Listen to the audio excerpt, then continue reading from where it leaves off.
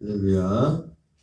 계속해서 구원론 6번째, 예수님의 대속으로 죄의 몸과 생활에서의 구원, 예수님의 대속으로 죄의 몸과 생활에서의 구원이라는 제목으로 하나님의 말씀 전하겠습니다. 죄의 몸된 예수님의 대속으로 죄의 몸된 생활에서의 구원이라고 어제 말씀 부분에 대해서 말씀을 전했습니다. 중요한 것은 뭐냐면 어제 또 말씀드렸지만은 이 죄의 몸된 생활에서의 구원, 특별히 어제 생활에서의 구원이라고 할 때 생활에서의 구원은 예수님의 중요한 건 그렇죠. 생활에서의 구원인데 예수님의 대속으로 죄의 몸된 생활에서의 구원이라고 했습니다. 그 예수님의 대속과 무관하게도 생활에서의 구원이라는 것은 말 그대로 생활이니까 생활, 건강이나 재정이나 이런 부분에서 정말 어떤 눌려있는 어떤 그런 부분에서 어떤 자유함을 얻을 만큼 누리는 그런 부분들을 말씀하기 때문에 굳이 예수님의 대속과 무관하게도 생활에서의 어떤 구원이라는 것들을 가질 수 있는 부분들에 대해서 말씀을 드렸습니다. 특별히 생활에서의 구원도 생활에서의 구원이지만 죄의 몸된 생활에서의 구원, 특히 죄의 몸에서의 구원, 죄의 몸된 생활에서의 구원은 반드시 예수님의 대속이 있어요. 예수님의 대속. 생활에서의 구원도 생활에서의 구원이지만 죄의 몸된 생활에서의 구원이란 말입니다. 그래서 예수님의 대속을 통하지 않고는 죄의 몸된 생활에서의 구원을 말할 수 없다. 어제 말씀을 드렸어요. 그리고 또 한 걸음 더 나가서 이 죄의 몸된 생활, 예수님의 대속으로 인한 죄의 몸된 생활에서 또 예수님의 대속도 여기서 한 걸음 더 중요한 게 뭐냐면 하나님의 그 약속, 이 분명한 이 약속에 대한 믿음의 기반을 두고 있어야 된다는 겁니다. 그래서 이 예수님의 대속, 할례라고 그랬죠. 할례. 예수님의 대속, 이 할례는 뭐합니까? 믿음으로 된 의를 인친 것이 할례라고 했어요. 믿음으로 된 의를 인친 것. 믿음은 뭡니까? 궁극적으로 하나님의 약속을 믿는 거죠. 우리가 예수님의 피, 예수님의 죽으심과 이런 예수님의 대속이 약속이 아니라고 했어요. 약속이라는 진짜 약속이라는 그 약속 안에 어떤 한 부분으로서 예수님의 죽으심과 대속이 있는 것이지 예수님의 그 대속 자체가, 예수님의 피 자체가 약속이 아니라고 했습니다. 그리고 예수님의 대속은 약속의 중보죠. 그래서 대속이라는 것도 어떻게 대속이 예수님의 대속으로 말미암아 이 할례는 그냥 예수님의 피를 믿습니다. 죽으심을 믿습니다. 이 어떠한 부분이 아니라 방금 말씀드린 것처럼 약속을 믿음으로 된 의를 인치는 것이다. 이 약속이 너무 중요한 겁니다. 그래서 그 약속을 믿는 것, 약속을 구하는 것. 그래서 마태복음 6장 33절에 너희는 먼저 그의 나라와 그 일을 구하라. 그리하면 이 모든 것을 더하셔야 돼. 하나님의 나라와 하나님의 의가 뭔가 이 약속을 구하는 거죠. 그 약속에 대한 그 믿음으로 된 의를 인치는 그 부분이 대속이요 할례라고 했어요. 어제 요즘 제 유튜브에는 보면 그냥 제가 클릭을 안 해도 여러분 유튜브마다 자주 뜨는 거 있죠. 사람들마다 알고리즘이라고 하나요? 내가 자주 보는 관심사 있는 관련된 것들이 뜨는데 요즘 가만히 있어도 자주 뜨는 어떤 한 분 목사님이 있어요. 아주 한 30초 뭐 1분 안 되는 짧은 그 숏이라고 하나가 그런 있지 않습니까? 어제 하나 딱 뜬 거 보니까 그 목사님이 신앙생활, 어떤 믿음의 생활에 대해서 부분에 대해서 말씀하는데 요즘 보니까 그 목사님이 참 핫하십니다. 보면 구독수가 굉장히 많아요. 근데 어제 말씀 중에 어제 말씀 올라와 있는 그 내용은 뭐였냐면 히브리서 11장 39절 40절 말씀을 가지고 말씀한다. 우리의 신앙생활에 대해 말씀하면서 39절 40절이 뭡니까? 이 사람들은 다 믿음으로 말미암아 약속을 받았어요. 그분들이 보는 성경 흠정역, KJV라고 하죠. 흠정역 번역에는 이 사람들은 다 편판이 좋았다. 거기 그렇게 번역했어요. 이 사람들은 약속으로 말미암아 증거를 받았으나, 증거를 받았다는 것을 편판이 좋았으나, 믿음의 편판이 좋았던 사람들인데, 사실은 살아있을 때 그 믿음의 편판이 좋았지만은 모든 걸 다 받지 못했다.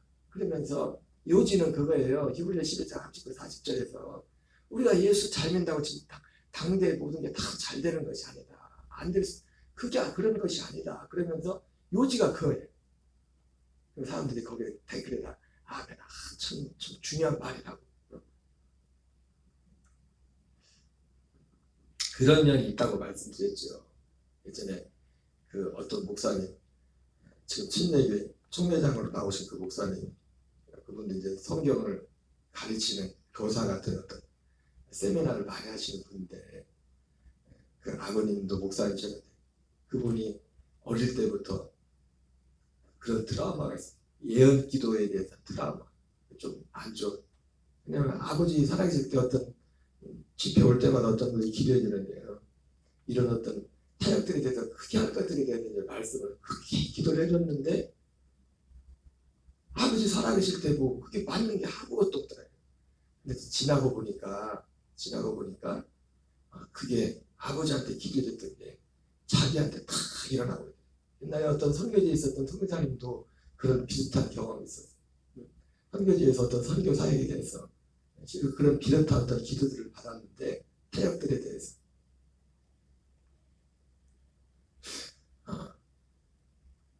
그 기도했던 게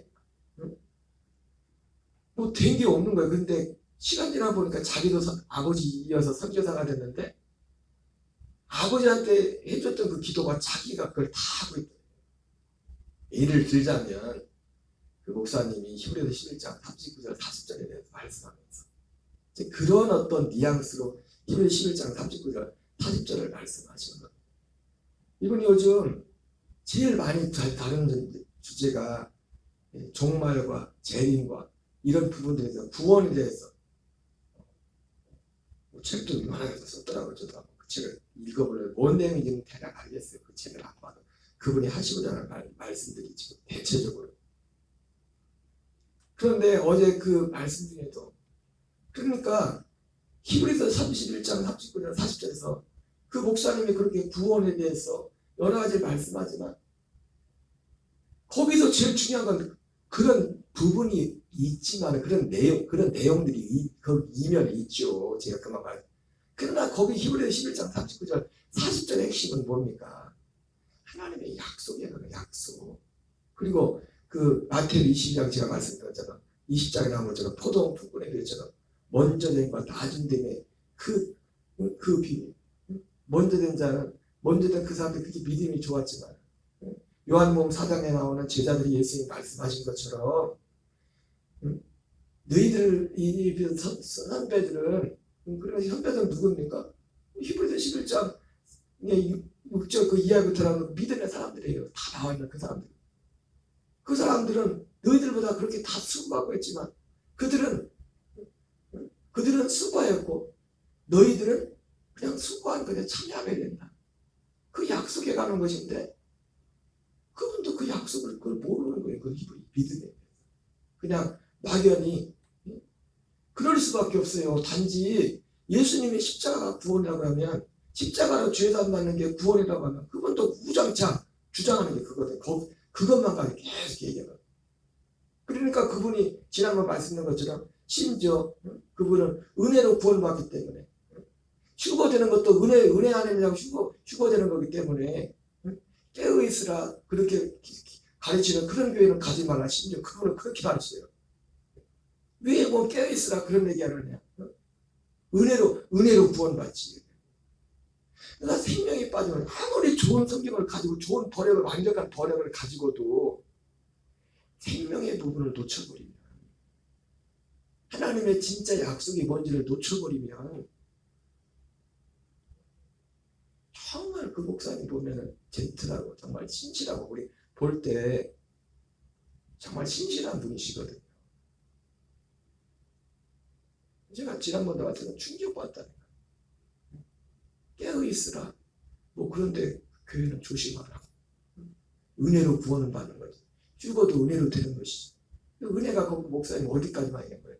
십자가의 피만 얘기해. 십자가의 피만. 그냥 십자가의 피를 그것도 그냥 믿었어. 내가 그리스도와 함께 죽는 그런 부분도 없어요. 구원에 있어. 할례의 부분도 없어. 그냥 십자가를 믿는 거예요. 십자가. 약속을 놓쳐버린 거예요.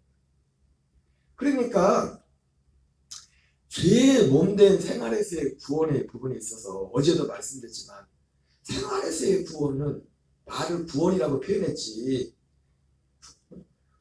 구원이라는 것이 그냥 어떤 우리가 말하는 진짜 생명권, 소테리아 이게 아닐지라도 성경 자체도 구원이라는 단어가 많이 나오잖아요. 어떤 문제에서 해결받는 것도 구원이라고 돼 있고. 그러니까 이 생활에서의 구원이라는 것은 꼭 예수님의 대속이 아니고도, 그리고 생활에서의 구원이라는 것은 내가 예를 들어서 재정에 가난한 사람이 부유하게 되려면 그것도 구원이죠. 그죠? 그런 의미에서 생활에서의 구원이라는 것이. 근데 아니 예수 믿었다고 그냥 부자 됩니까? 그만큼 땀 흘려 수고하고 노력하고 뭐야 부자도 되는 거죠. 하나님 부도 주는 거죠. 엊그제 3.18 예배 때 원정수 권단에 간증됐지만 그분이 하나님 앞에 은사를 받고 특별한 은사죠. 그렇게 공부를 잘하고 서울대 의대를 수석으로 졸업했지만 그 권단이 목사님 됐지만 그 목사님도 자주 하는 말씀이 있어요. 자기가 하나님이 은사만 받아가지고 잘 된 줄 알아요. 책장도 넘어가려면 그분은 책을 달달달 외운 거면 책을 다 교과서를 꼼꼼히 다 본 거예요. 봤으니까 책장이 넘어가는 거예요. 안 본 거는 안 넘어가. 안 본 거는 자기가 해야지. 여러분 성경도 내가 성경을 봐야지 하나님도 말씀을 기억나가야지. 말씀도 모르는데 무조건 말씀을 기억나게 합니까? 기억나도 복잡해. 알지도 못하는 뭔 내용인지 알아야 말씀이 기억이 나야 그것도 적용이 되는 거지.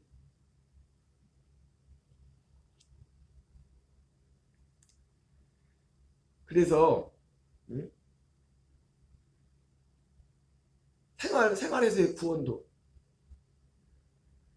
뭐 건강도 그렇지. 건강도 아무리 아니 예수님 믿으면서도 막 생활이 막 난잡하고 막 삶이 막 그러면 건강도 잃어버린 겁니다. 건강도 생활이란 거예요. 중요한 건 뭡니까? 이 생활에서의 구원도 죄의 몸된 생활에서의 구원이란 말이에요. 그냥 생활에서의 구원. 그래서 죄의 몸된 생활에서의 구원은 예수님이 반드시 대속으로 말미암은 것이고, 그리고 이 예수님의 대속으로 말미암은 죄의 몸에서의 구원 생활 구원은 기반이 뭡니까? 그 약속을 믿는 이 약속의 부분이 너무너무 중요하다는 겁니다. 이것이 강조되는 것이. 이것을 구한다는 것 자체가 하나님의 그 약속 속에 내가 더해주리라는 그 약속이 있잖아요. 더해주리라는 약속. 하나님의 나라와 하나님의 의를 구하는 것이 바로 이 약속을 구하는 거예요. 마태복음 5장에 나오는 팔복의 역사라는 거예요. 팔복의 역사.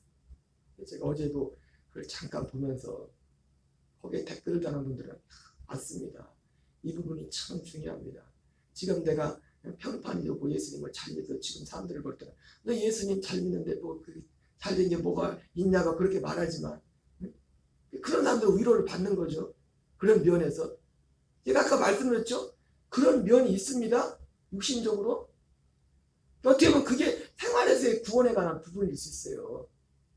아들 때는 1대는 2대는 힘들었는데 우리가 자주 하는 말 있잖아요. 2대 3대는 가야 2대 3대는 가야 그래도 복을 받는다. 우리가 보통 하는 말 아닙니까? 보통 옛날에 많이 했잖아요. 그런 얘기들을. 그러나 히브리서 11장 39절 40절은 그 말씀을 하려는 게 아니잖아요. 그 약속을 잃어버리니까, 진짜 하나님 약속한 그 약속의 핵심을 잃어버리니까 그냥 그 얘기하다가 그런 부분 얘기하다가 끝나는 것이고, 그냥 그런 부분에 있어서 야 은혜 받았다, 그냥 거기에서 끝나는 겁니다. 죄의 몸된 생활에서의 구원은 율법의 저주에서의 구원입니다. 대속으로 말미암아 율법. 로마서 8장 3절 4절에 율법이 육신으로 말미암아 연약하여 할 수 없는 것을 하나님은 하시나니 곧 하나님은 죄로 말미암아 죄에 있는 그 아들을 육신의 모양으로 보내다. 육신의 죄를 쫓지 않고 그 육신을 쫓지 않고 그 영을 쫓아간 자들에게 율법의 요구가 이루어지게 하신다. 그럼 율법의 요구는 결국 뭐라고 했습니까? 율법이 육신으로 말미암아 연약하여 율법이 우리 육신을 우리 죄의 몸에게 율법이 요구하는 것은 결국 뭐냐면 우리의 몸을 죄의 몸이에요. 그래서 로마서 8장 3절 4절에 우리 옛사람은 뭐라 합니까? 육신으로 말하면 연약하다고 표현하고 있어요.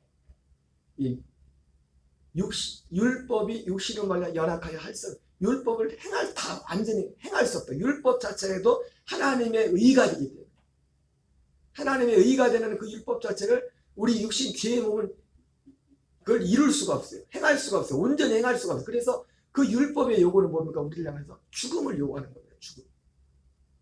죽음을 요구하는 죽음. 율법이 우리에게 요구하는 것은 저주라고요. 저주. 그래서 예수님이 나무에 달린 자마다 저주를 받은 자다 말한 것처럼 예수님이 그 율법의 요구로 예수님이 십자가에서 저주를 받은 겁니다. 율법. 그러니까 우리를 향한 율법의 요구가 뭐라고요? 저주라고요. 저주. 율법을 그걸 행할 수 없기 때문에. 그래서 예수님이 이 율법의 저주를 예수님이 담당하셨으니까 율법의 요구이기 때문에. 율법이 육신으로 말미암아 연약하여 할 수 없는 것을 하나님은 하시. 하나님 입장에서는 그래서 이 율법의 저주를 어떻게 집행합니까? 죄 없는 아들을 보내사 그 아들의 육신의 죄를 정하사 저주를 거기에 정하사 그 육신을 쫓지 않고 그 영을 쫓아 행한 자들에게 율법의 요구가 이루어지게 합니다. 십자가에서 율법의 요구인 율법의 저주가 집행이 된다. 집행이. 그래서 거기에 율법의 저주를 받은 예수님 그 저주로 말미암아 그리고 그 저주받은 그 예수님의 그 대속에 우리가 연합으로 말미암아 우리가 율법의 저주에서 구원을 받는 거예요. 율법에. 그리고 결국 율법의 저주는 뭐예요? 첫 번째가 생활에서의 구원인 겁니다. 율법의 저주라는 것이. 왜? 율법이라는 것이 기본적으로 육체에 상관된 계명이기 때문에. 그리고 육체에 상관된 계명이기 때문에 생활에서의 구원일 뿐만 아니라 하나님 나가서 물론 그것은 영의 구원까지 되죠. 육체가 저주를 받는 것은 생활이 저주만 하면 어떻게 보면 당연하죠. 내가 육체로 죄를 졌으니까 내가. 그런데 거기서 끝나는 게 아니라 어디까지 갑니까? 영의 사망까지 가는 영의 사망까지. 죄가. 율법의 저주. 그래서 약속을 믿는 약속의 중보가 되는 예수님의 대속으로 인한 죄의 몸된 생활에 대해 구원은 첫 번째는 율법의 저주에서의 구원입니다. 율법의 요구가 저주기 때문에 육신을 가지고 우리를 향한 율법의 요구는 결국 저주입니다. 저주. 율법을 행할 수 없기 때문에. 두 번째 가난에서의 구원. 고린도서 8장 9절입니다. 시작. 우리 주 예수 그리스도의 은혜를 너희가 알거니와 부유하신 이로써 너희를 위하여 가난하게 되심은 그의 가난함으로 말미암아 너희를 부유하게 하려 하십니다. 여러분, 아까 약속을 말씀드렸지만 이 약속을 믿는 믿음 안에서 온전한 정말 확실한 이 할례, 분명한 확실한 할례는 뭐라고 했어요? 그 내용 가운데 심지어 있잖아요. 이 약속을 온전히 모르는 분들조차도 진짜 진실한 믿음의 사람들은요, 그 중심이 어디에 가 있냐면 이 약속에 가 있어요. 왜요?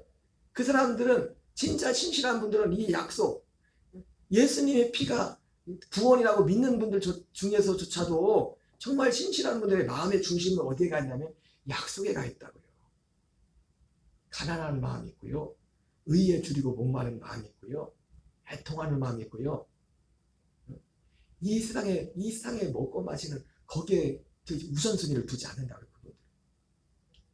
그리고 그분들이 주님을 섬기는 것도 주님을 이렇게 섬기면 이 땅에서 이렇게 복을 받고 잘 되겠지. 거기에 중심을 두고 있지도 않아요. 심지어 이 약속을 실제로 믿지 않는 분들, 이 약속의 실제를 실제로 온전히 알지 못하는, 이렇게 분명하게 알지 못하는 분들조차도 정말 신실한 분들은 어떤 면에서 보면 약속을 바라보고 있다고. 약속. 이 말의 의미가 뭔지 이해되십니까? 우리 굳이 이 약속의 실체를 온전히 모를지라도 교회는 그런 분들이 계세요. 그런 분들이. 그러니까 그분들 안에는요, 사실은 마음에 이 세상에 좀 상상처럼 많이 못 가졌어도 세상 것 때문에가 아니라 그리스도라는 마음의 부요가 있어요. 가난에서의 구원은 사실 어디서 시작됩니까? 환경 이전에 우리 마음에서의 가난에서 구원을 받는 거예요. 마음에서의 가난. 그러니까 마음에서의 가난이 구원을 받다는 그 증거 중에 열매 중에 하나가 뭐냐면 그 사람의 마음의 중심이 이 세상 것에 있지 않아요.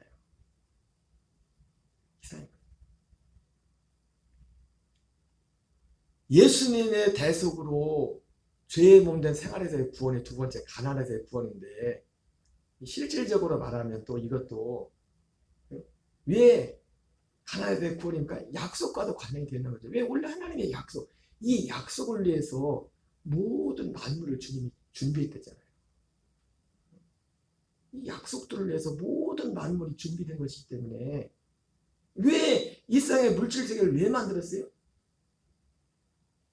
히브리서 11장 3절의 말씀처럼 이 세상에 보이는 것은 나타난 것으로 말미암아 되는 것이 아니고 보이지 않는 것으로 말미암아 되는 것이라고 했을 때 그 말씀의 의미가 단지 보이지 않는 세계에서 만든 그것뿐만 아니라 하나님의 이 약속이 뿌리라고 했잖아요. 약속. 이 약속을 이루기 위해서. 그래서 피조물들도 고대하는 방법입니까? 이 약속의 아들, 하나님의 아들들이 나타난 것을 기다리고 있잖아요. 그들을 위해서. 이 물질들이. 그래서 예수님의 대속으로서 생활의 이 구원은 뭐냐면 가난에서의 구원이다. 가난에서의 구원. 누가복음 15장 29절 31절 같이 밑줄 부분만 읽겠습니다. 아버지가 이르되 얘너는 항상 나와 함께 있으니 내 것이 다 내 것이로되. 이 첫째 아들이 아버지하고 같이 있었는데도 아들 돌아오고 나서 잔치를 베푸니까 와가지고 열받았어요. 아버지 이런 법 어딨냐고. 난 언제 피자 한 판이라도 시켜준 적이 있냐고. 그러면서 저놈은 밖에 나가서 다 완전 허랑방탕하고 다 탕진하고 돌아왔는데 그때 아버지도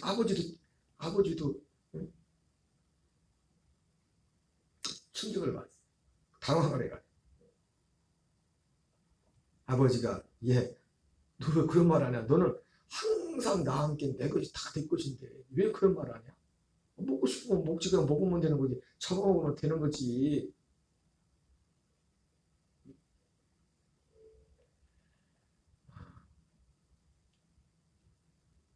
우리는 모든 부분에 있어서 생활 구원도 그랬어요. 생활 구원도.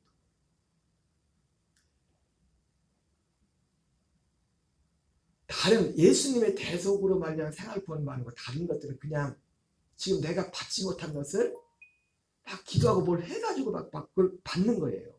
그걸 이루는 거예요. 뭔가를 이뤄가는 거예요. 그러나 예수님의 대속으로 말미암은 이 생활의 구원은 다른 게 뭡니까?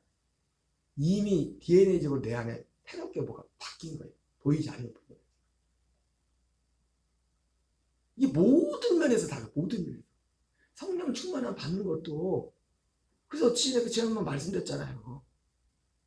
성령 충만함 받는 것이 단지 막 내가 몇 시간 기도해야 성령 충만함 받는 게 아니라 기도도 해야 되겠지만은 내가 이미 믿음으로 산다는 것이 믿음으로 하려면 예수 그리스도가 너희 안에 있게 하라고 했는데 예수님의 내 안에 있게 해서 막 몇 시간 기도해야 되는 것이 아니라 이미 내 안에 계신 그분을 믿음으로 말미암아 그리스도가 너희 안에 있게 하는 건 뭐예요? 이 믿음의 인식의 문제란 말이에요. 인식의 문제. 인식의 문제. 기도도 해야 되겠지만 기도를 아무리 말해도 내가 인식이 바뀌지 않으면 내가 이미 바뀐 것을, 그리고 내가 어떤 사람도 예수 그리스도를 이제 육체가 지만 어떤 사람도 얘가 육체를 알자는 것처럼 이 보는 눈이 바뀌어버리지 않으면, 바뀐 것을 바뀐 대로 보지 못하면 그냥 그대로 되는, 그냥 그렇게 있는 거예요. 그래서 우리가 이런 부분들에 대해서 분명한 인식을 하죠. 우리 생활 구원의 부분에 있어서 우리가 이러한 인식 가운데 승리하고, 그리고 서두에서 말씀드린 것처럼 이 모든 것들의 핵심은 바로 이 약속 안에 있다는 거예요. 약속의 실체를 온전히 붙들고 이 안에 사는 저와 여러분 되시기 바랍니다. 주기도문으로 마치겠습니다. 하늘에 계신 우리 아버지여, 이름이 거룩히 여김을 받으시오며 나라의